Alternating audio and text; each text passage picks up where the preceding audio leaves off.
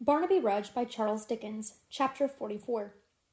When the concourse separated, and, dividing into chance clusters, drew off in various directions, there still remained upon the scene of the late disturbance one man. This man was Gashford, who, bruised by his late fall, and hurt in a much greater degree by the indignity he had undergone, and the exposure of which he had been the victim, limped up and down, breathing curses and threats of vengeance. It was not the secretary's nature to waste his wrath in words. While he vented the froth of his malevolence in those effusions, he kept a steady eye on two men, who, having disappeared with the rest when the alarm was spread, had since returned, and were now visible in the moonlight, at no great distance, as they walked to and fro and talked together. He made no move towards them, but waited patiently on the dark side of the street until they were tired of strolling backwards and forwards, and walked away in company. Then he followed, but at some distance, keeping them in view without appearing to have that object or being seen by them.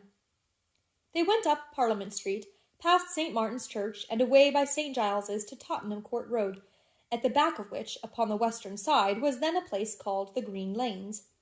This was a retired spot, not of the choicest kind, leading into the fields.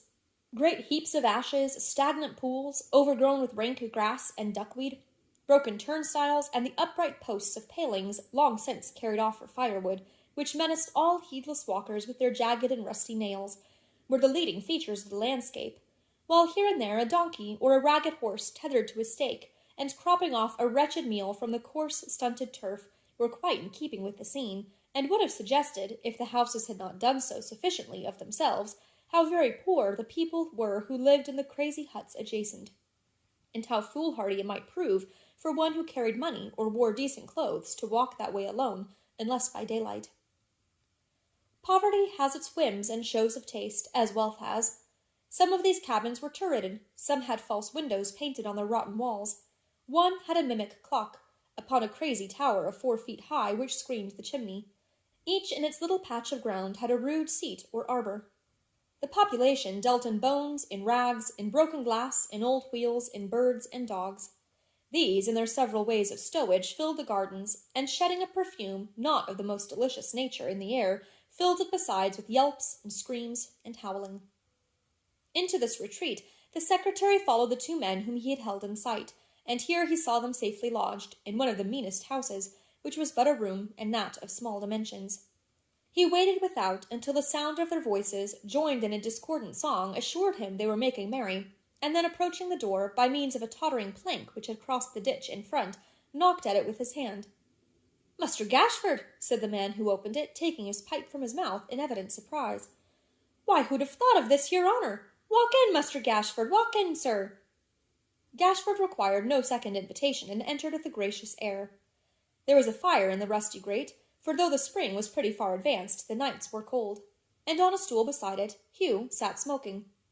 Dennis placed a chair, his only one for the secretary, in front of the hearth, and took a seat again upon the stool he had left when he rose to give the visitor admission.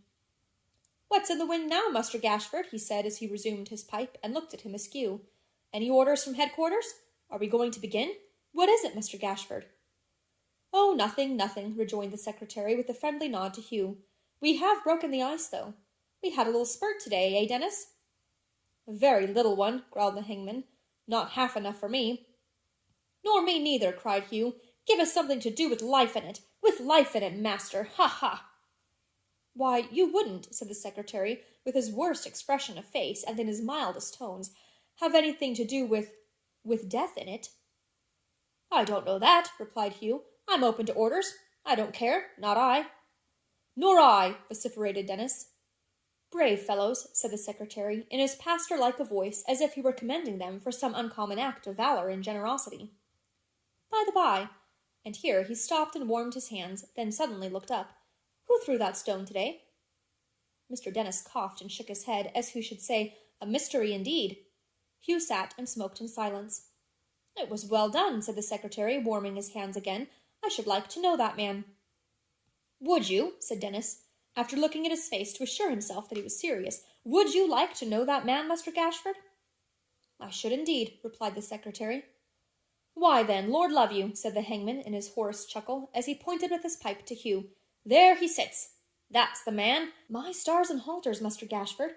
he added in a whisper, as he drew his stool close to him and jogged him with his elbow. "What a interesting blade he is! He wants as much holding in as a thoroughbred bulldog. If it hadn't been for me today, he'd have had that ere Roman down and made a riot of it in another minute." "And why not?" cried Hugh in a surly voice as he overheard this last remark. "Where's the good of putting things off? Strike while the iron's hot, that's what I say." "Ah," retorted Dennis, shaking his head, with a kind of pity for his friend's ingenious youth. "But suppose the iron ain't hot, brother? You must get people's blood up before you strike, and have 'em in the humour. There wasn't quite enough to provoke 'em today, I tell you. If you'd had your way, you'd have spoiled the fun to come and ruined us." "Dennis is quite right," said Gashford smoothly. "He is perfectly correct. Dennis has great knowledge of the world." "I ought to have, Master Gashford, seeing what a many people I've helped out of it, eh?" grinned the hangman, whispering the words behind his hand. The secretary laughed at this jest as much as Dennis could desire, and when he had done, said, turning to Hugh, "Dennis's policy was mine, as you may have observed. You saw, for instance, how I fell when I was set upon. I made no resistance. I did nothing to provoke an outbreak. Oh, dear, no." "No, by the Lord, Harry," cried Dennis with a noisy laugh, "you went down very quiet, Master Gashford, and very flat besides. I thinks to myself at the time, it's all up with Master Gashford. I never see a man lay flatter nor more still, with the life in him, than you did today. He's a rough un to play with, is that ere papist, and that's the fact." The secretary's face, as Dennis roared with laughter, and turned his wrinkled eyes on Hugh, who did the like, might have furnished a study for the devil's picture. He sat quite silent until they were serious again, and then said, looking round, "We are very pleasant here. So very pleasant, Dennis, that but for my lord's particular desire that I should sup with him, and the time being very near at hand, I should be inclined to stay, until it would be hardly safe to go homeward. I come upon a little business, yes I do, as you supposed. It's very flattering to you, being this, if we ever should be obliged, and we can't tell, you know, this is a very uncertain world." "I believe you, Master Gashford," interposed the hangman with a grave nod. "The uncertainties as I've seen in reference to this here state of existence, the unexpected contingencies as have come about. Oh, my eye!" Feeling the subject much too vast for expression, he puffed at his pipe again, and looked the rest. "I say," resumed the secretary, in a slow, impressive way, "we can't tell what may come to pass, and if we should be obliged, against our wills, to have recourse to violence, my lord, who has suffered terribly today as far as words can go, consigns to you two, bearing in mind my recommendation of you both as good staunch men, beyond all doubt and suspicion, the pleasant task of punishing this Haredale. You may do as you please with him, or his, provided that you show no mercy and no quarter, and leave no two beams of his house standing where the builder placed them.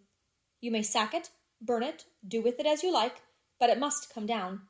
It must be razed to the ground, and he and all belonging to him left as shelterless as newborn infants whom their mothers have exposed. Do you understand me?" said Gashford, pausing and pressing his hands together gently. "Understand you, master?" cried Hugh. "You speak plain now. Why, this is hearty." "I knew you would like it," said Gashford, shaking him by the hand. "I thought you would. Good night. Don't rise, Dennis. I would rather find my way alone. I may have to make other visits here, and it's pleasant to come and go without disturbing you. I can find my way perfectly well. Good night." He was gone, and had shut the door behind him. They looked at each other and nodded approvingly. Dennis stirred up the fire. "This looks a little more like business," he said. "Aye, indeed," cried Hugh. "This suits me." "I've heard it said of Master Gashford," said the hangman, "that he had a surprising memory and wonderful firmness, that he never forgot and never forgave. Let's drink his health." Hugh readily complied, pouring no liquor on the floor when he drank this toast, and they pledged the secretary as a man after their own hearts in a bumper.